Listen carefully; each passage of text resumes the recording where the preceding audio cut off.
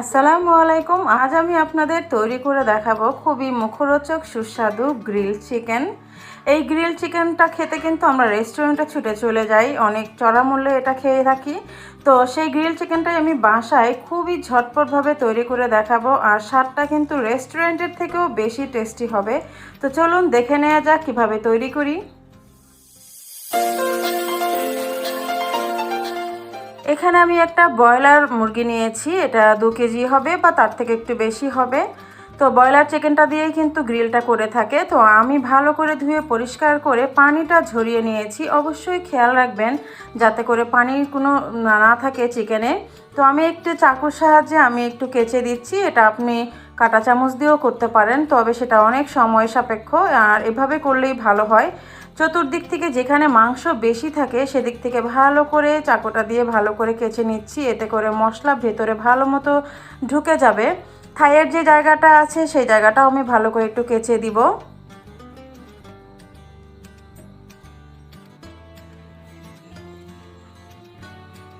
আমার সবটা কিন্তু একটু কেচে নেওয়া হয়ে গেছে। আমি যে পাটা আছে মুরগি, সেই পাটা আমি একটু বেঁধে দিব সুবিধার্থে, যাতে করে ভাজার সময় ভালো মতো হয়, তা না হলে এটা খুলে যাবে।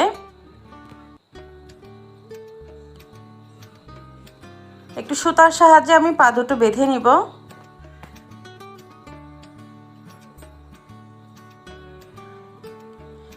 বাসার বাচ্চারা কিন্তু খুব বেশি পছন্দ করে এই গ্রিল চিকেন, আর খুবই বায়না করে রেস্টুরেন্টে যাওয়ার জন্য। যেহেতু এখন বাহিরের পরিবেশটা ভালো না, তো বাহিরে যাওয়ার তো প্রশ্নই ওঠে না। তো বাসায় যদি এমনভাবে গ্রিল চিকেন তৈরি করে দেওয়া যায় তাহলে তো কোনো কথাই নেই, তাই না? তো আমি একটা মশলা তৈরি করব। এখানে আমি দিয়ে দিচ্ছি পেঁয়াজ বাটা 1 টেবিল স্পুন, এখানে আছে আদা বাটা 1 টেবিল স্পুন, আছে রসুন বাটা 1 টেবিল স্পুন, এখানে আছে টক দই, অবশ্যই পানি ঝরিয়ে নেবেন। এখানে আমি 3 টেবিল স্পুন পর্যন্ত টক দইটা ব্যবহার করেছি।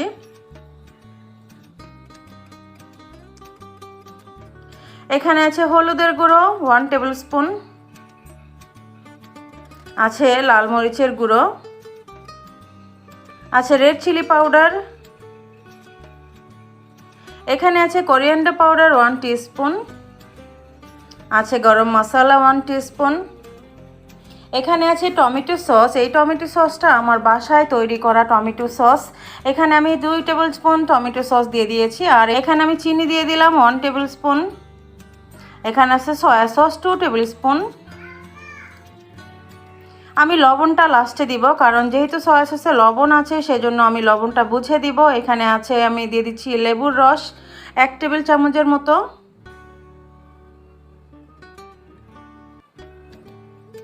এখানে আছে আমার হোমমেড অরেঞ্জ জেলি। আমি বাসাতে এই অরেঞ্জ জেলিটা তৈরি করেছি। আমি এখানে 1 টেবিল স্পুন পর্যন্ত দিয়ে দিলাম। আর এটা হচ্ছে আমের আচার। আমি এই আমের আচারটা দিয়ে দিচ্ছি 2 টেবিল চামচের মতো। আম আর একটু আচারের তেল সহই দিতে হবে, এটাও আমার হোমমেড আচার। এই অরেঞ্জ জেলি আর আমের আচার এই দুটো ইনগ্রেডিয়েন্টস কিন্তু আপনাকে অবশ্যই দিতে হবে, তা না হলে কিন্তু আসল যে টেস্টটা রেস্টুরেন্টে সেটা পাবেন না। আর এখানে আমি লবণ দিয়ে দিচ্ছি স্বাদ মতো।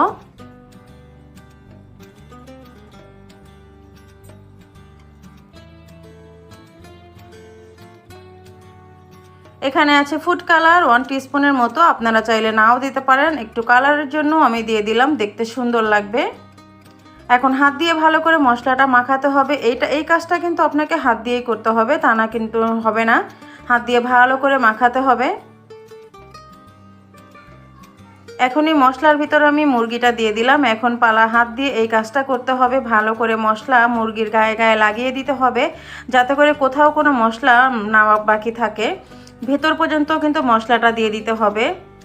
এই কাজটা একটু সময় নিয়েই করতে হবে, যাতে করে সব দিক থেকে মশলাটা থাকে। আর আমি এখন এই মশলা মাখানো চিকেনটা রেখে দিব সারা রাতের জন্য, ফ্রিজের নর্মাল চেম্বারে রেখে দিব। আপনাদের হাতে যদি সময় না থাকে তাহলে আপনারা কমপক্ষে 1 ঘন্টা ম্যারিনেট করবেন। কিন্তু যত সুন্দর ম্যারিনেট হবে তত কিন্তু খেতে স্বাদ হবে, কারণ মশলাটা ভেতর পর্যন্ত যাবে। তা আমার সারা রাত ম্যারিনেট করার পরে আমার চিকেনটা নিয়ে চলে আসলাম এখন পালা ভাজার। তো তো এখন আমি কি করব, হাত দিয়ে উপরে যে লেগে থাকা মশলাগুলো একটু চেঁচে নিব, মানে একটু সরিয়ে নিব। আমি এত মশলা চাচ্ছি না, যেহেতু আমি এটা ফ্রাই করব অল্প তেলে, তো মশলাটা পুড়ে যাবে, চিকেনটা খেতে ভালো লাগবে না। তো অতিরিক্ত যে মশলাটা গায়ে লেগে আছে সেটা আমি একটু ঝেড়ে ফেলে দিব, একেবারেই ফেলে দিব না। এই মশলা দিয়ে কিন্তু আমি একটা সস তৈরি করব, খুবই টেস্টি একটা সস। তো এটা একটু সরিয়ে রাখছি আর আমি চলে যাচ্ছি ভাজার জন্য। তো এখানে আমি সরিষার তেল দিয়ে দিচ্ছি 3 টেবিল চামচের মতো। এটা অল্প তেলেই হয় আর অবশ্যই সরিষার তেলটাই ব্যবহার করতে হবে। আর এক্ষেত্রে চুলোর আঁচটা এখন বাড়ানো আছে, আমি চতুর্পাশটা আমি বাড়ানো অবস্থায় একটু হালকা ঝলসিয়ে নিব। এরপরে আমি চুলোর আঁচটা একেবারেই কমিয়ে দিব, তারপরে ঢেকে কিন্তু আমি চিকেনটাকে রান্না করব। আর অবশ্যই চুলোর আঁচটা কমিয়ে রাখবেন, তা না হলে উপর দিক থেকে পুড়ে যাবে আর ভেতরে কাঁচা থেকে যাবে। যেহেতু আজকে আমি ওভেনে করছি না, আমি চুলোতে দেখাচ্ছি, কারণ ওভেনটা কিন্তু সবার বাসায় থাকে না। চুলোতেও যে এত সুন্দর গ্রিল তৈরি করে খাওয়া যায় সেটাই আমি আজকে দেখাচ্ছি। এখন পালা চুলোর আঁচটা কমিয়ে রেখে ঢাকনা দিয়ে ঢেকে ভালো করে রান্না করে নেওয়া। আর এদিক সেদিক করে কিন্তু উল্টে পাল্টে দিতে হবে, যাতে করে চতুর্পাশ থেকে ভালো করে চিকেনটা সেদ্ধ হয়। তো দেখতে পাচ্ছেন আমার চিকেনটা কিন্তু খুলে খুলে আসছে, তার মানে আমার চিকেনটা সেদ্ধ হয়ে গেছে। আমি শুধু একটু জাস্ট চতুর্দিক থেকে আর একটু হালকা ঝলসিয়ে নিচ্ছি। আর দেখলেই কিন্তু বোঝা যাচ্ছে যে আমার চিকেনটা অনেক জুসি হয়েছে আর ভেতর পর্যন্ত কিন্তু ভালো মতো কুক হয়েছে। তা আমি এখন চিকেনটা তুলে নিব, কারণ আমার চিকেনটা কিন্তু একেবারে হয়ে গেছে, দেখেই বোঝা যাচ্ছে।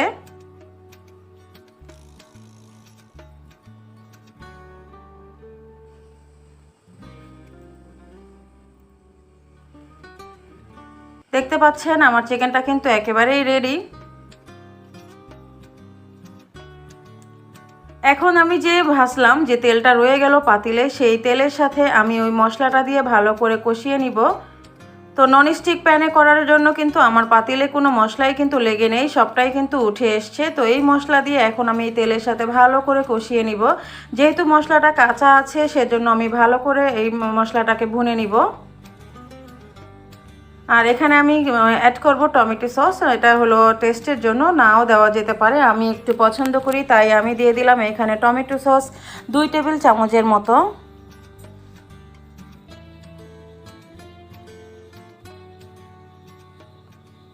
আর চুলোর আঁচটা কিন্তু একেবারেই কমানো আছে, ভালো করে মশলাটা ভুনতে হবে, তাহলে কিন্তু বেশি টেস্টি হবে এই মশলাটা।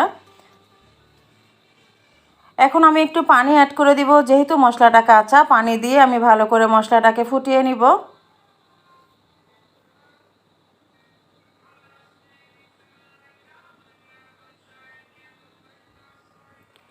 আর যখন মশলাটা থেকে উপরে তেল উঠে আসবে দেখেই বোঝা যাবে যে আমার সসটা তৈরি হয়ে গিয়েছে। ততক্ষণ পর্যন্ত আমি ভুনতে থাকবো।